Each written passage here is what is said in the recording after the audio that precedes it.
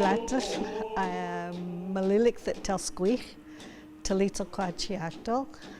Say hello or good afternoon. My name is Melileqthet, my traditional name, and my English name is Helen Joe. I am from yáqtel, or married into yáqtel. I've been here for 54 years now. When we do interview elders or we're talking with elders, that we let them know what it's for, why we're doing it, who's going to be involved, and offer to give them the information back what they shared with us so that they know what we're doing with it. And I think one of the biggest concerns I always had with that was that sometimes you're interviewing an elder and they're busy getting into their story and they're talking about what's going on, then all of a sudden they're asked another question and they just kind of lose all train of thought, or they don't get to finish what they were talking about. So I always like to say that when you're interviewing or when you're talking to an elder, let them finish. Let them know what you're looking for, you know, and if it means that you're looking for information about a family or the child or what situation that's happening within your job, then you need to share that. You can't just go in and say, well, I need this information, but I can't give you any information back because it's confidential.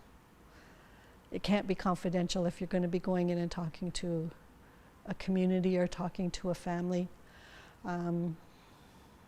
because the information that they're going to give you isn't going to be confidential, because they're going to be telling you what they feel and how they feel about it. And if they feel upset and if they're angry about the situation altogether, then you have to sit and listen to it.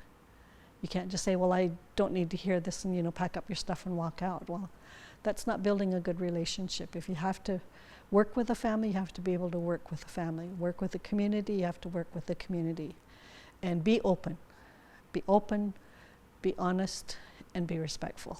Always bring them something, bring them a gift, or bring them tea, or maybe some cookies or something, you know, and share it with them, and, you know, build that relationship. Because one of the teachings that we have, whenever you are with elders or other people, in order to be able to feel comfortable about what is happening, you share lunch, you share a meal, you share, you know, just something with each other, so that you have that understanding that you're there on a good term, on a strong, healthy term, and that you have things that you want to know or you want to ask, and you trust them to give you the truth, to give you the right answers if that's what they're looking for. You know, it may not seem like the right answer at the moment. When you go back and you look at it, I think it always comes out the right way. You know, and they feel comfortable about what they're talking about. So, you know, and then when you're finished, you know, when you finish your project or whatever it may be, or whether it's a paper that you're writing in class, go back and share with them what you got from your instructor or from your teacher, that, you know, look, I got 100%, or I got 90%, or I got 85% in this project, and this is the information that you shared with me.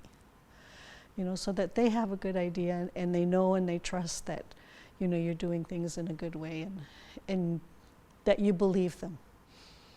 Sometimes if you go back and without any kind of feedback, I guess you can say, they'll just say, well, you know, I'm sorry, I'm too busy. Or they may not even say, I'm sorry. They'll just say, I'm busy and I can't do it. So then you're just kind of left, well, okay, what did I do wrong?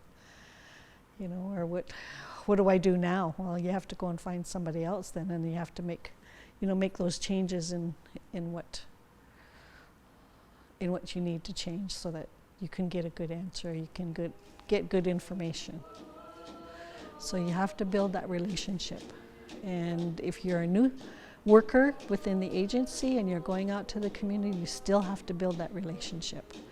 And if you can't build a relationship, then somebody else is going to have to go out and do it, and then take it from there, or someone come with you that has a good relationship already with the community or with the family.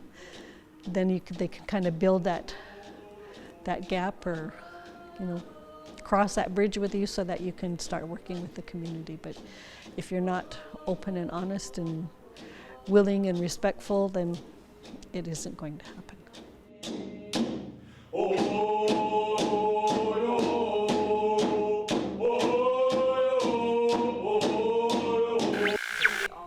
Oh, okay. It's all you. Oh, okay.